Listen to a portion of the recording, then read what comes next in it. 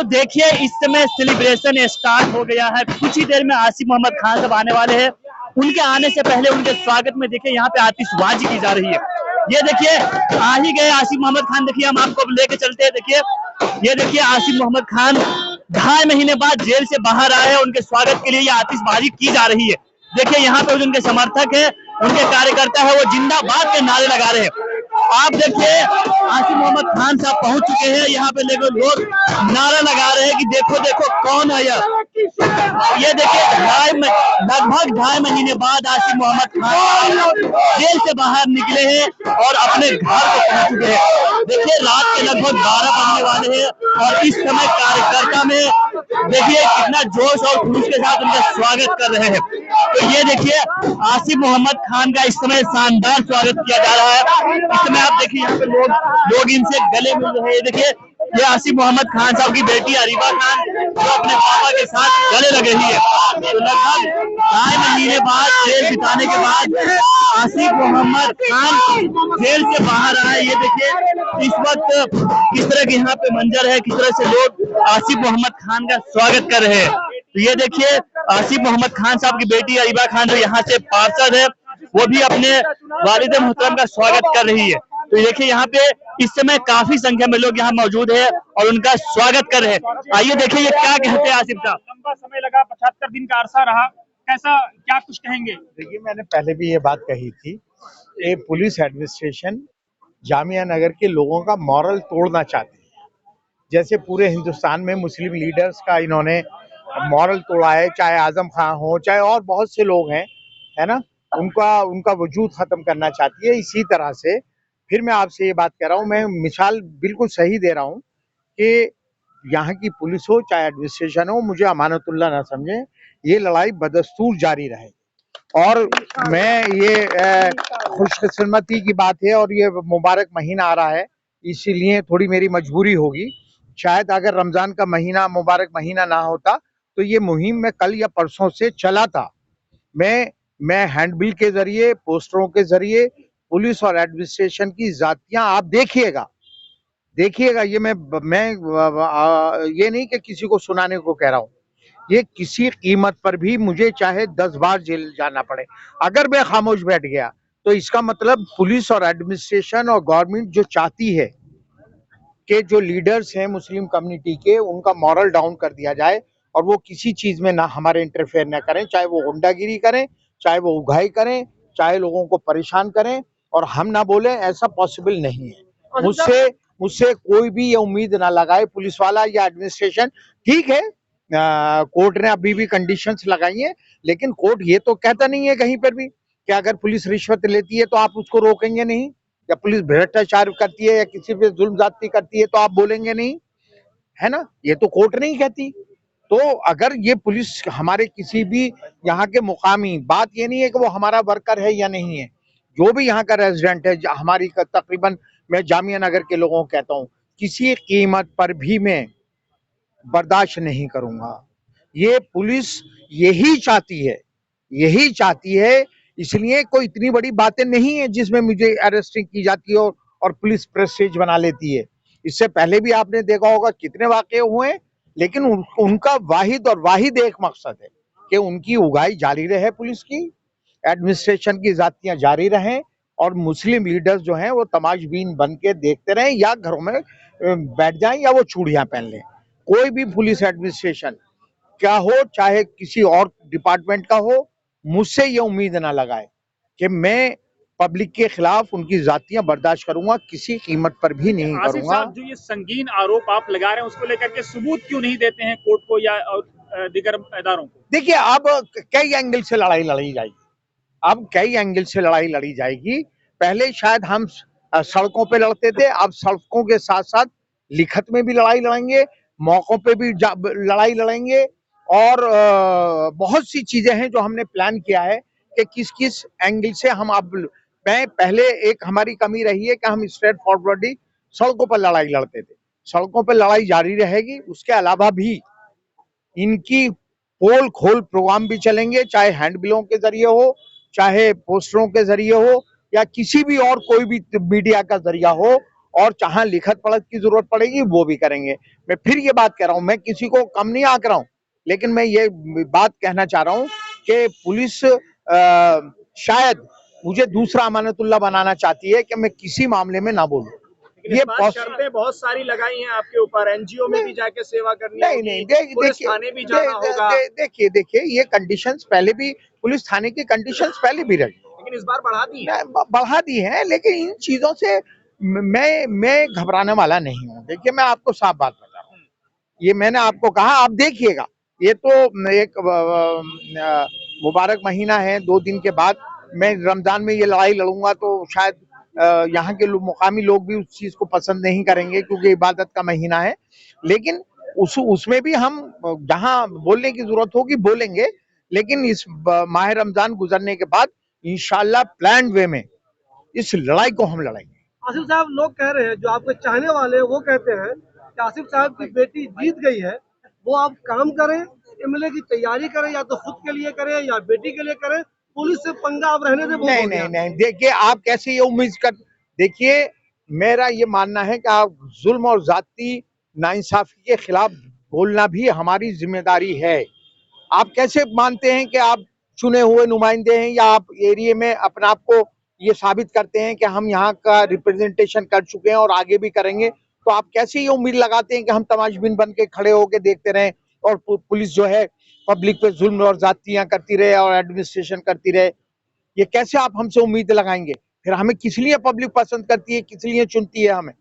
आप बार-बार यहाँ के विधायक पे आरोप लगा रहे हैं, तो नहीं, मैं विधायक पे नहीं, मैं आरोप मैं नहीं, कंप्रोमाइज हो चुके हैं। मैं बात कह रहा हूँ, मैंने तो आजम खान के लिए भी कहा है, मैंने और बहुत से मुस्लिम लीडर्स के लिए कहा जिनका हौसला पस्त कर दिया है ना, और वो घरों में बैठ गए हैं और शायद वो अपनी हार तस्लीम कर चुके हैं, लेकिन मैं उनमें से नहीं हूँ जो हार अपनी तस्लीम कर लूंगा और मैं खामोश होकर बैठ जाऊंगा, किसी कीमत पर भी नहीं, चाहे मुझे 10 बार जेल जाना पड़े।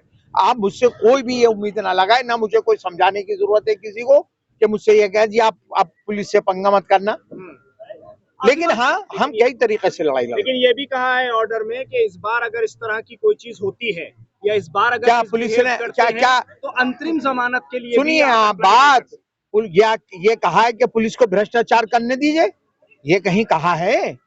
अगर ये कहा है कि साहब पुलिस रिश्वत लेगी, लैंटर पर 2 लाख रुपए लेगी, अनऑथराइज बाउंड्रियां करवाने में शर्म बिहार चले जाइए।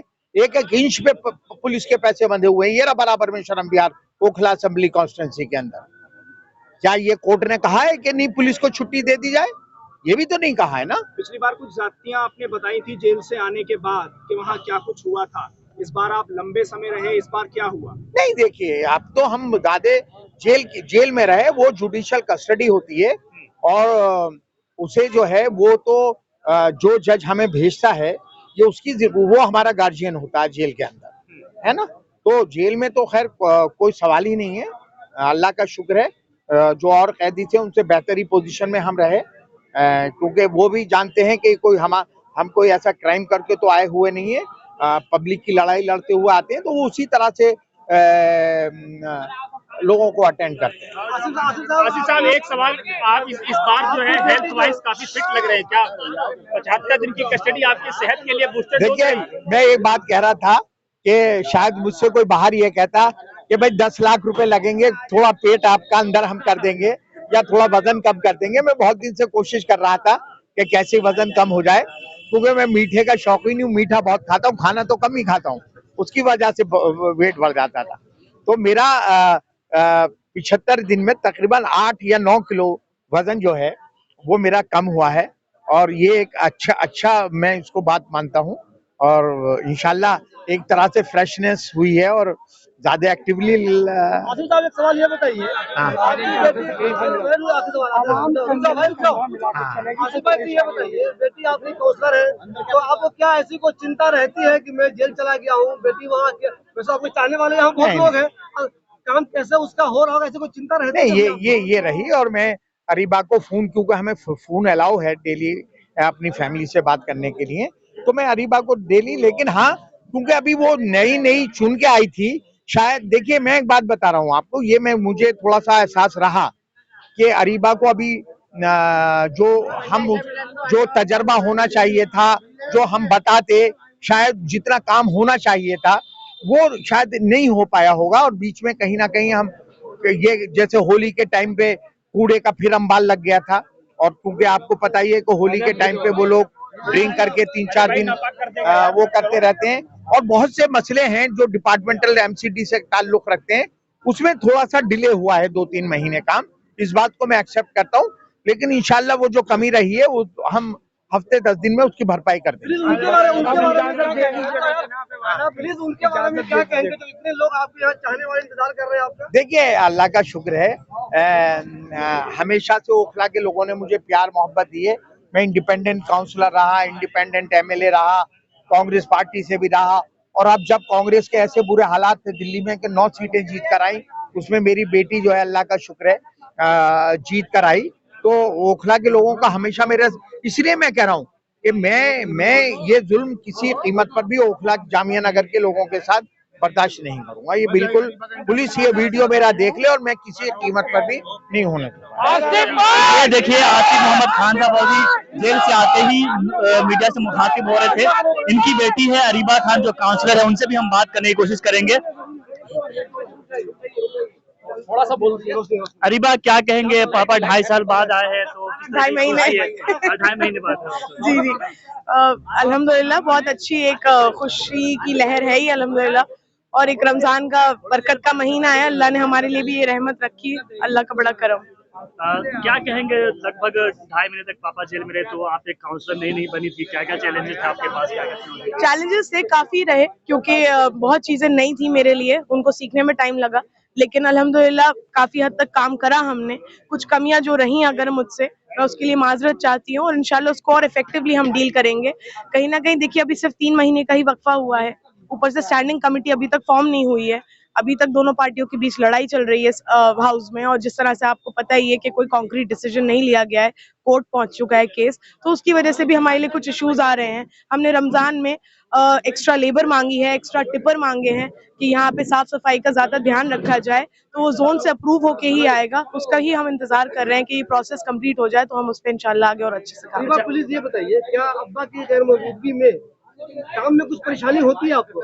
नहीं, देखिए, परेशानी आज सच ये ही है कि एक तो क्योंकि एमसीडी की तरफ से थोड़ा सा हमें इशू होता है, क्योंकि कुछ जैसे एरियाज हमको अभी नए अलॉट करे गए, ओखला विहार और जनता फ्लैट, उसकी लेबर हमें अभी लास्ट वीक ही अलॉट करी गई। ऑफिशियली वो दोनों वार्ड्स हमारे अंडर लास्ट वीक करे गए, इसलिए वहां पे झाड़ू के लिए और जो बाकी टिपर वगैरह वो नहीं जा पा रहे थे काफी टाइम से। वो एक इशू हमारे सामने काफी बड़ा आ रहा था, लोग वहां के परेशान हो रहे थे, जेन्युइनली हो रहे थे, और मैं उसको समझ रही थी उस बात को।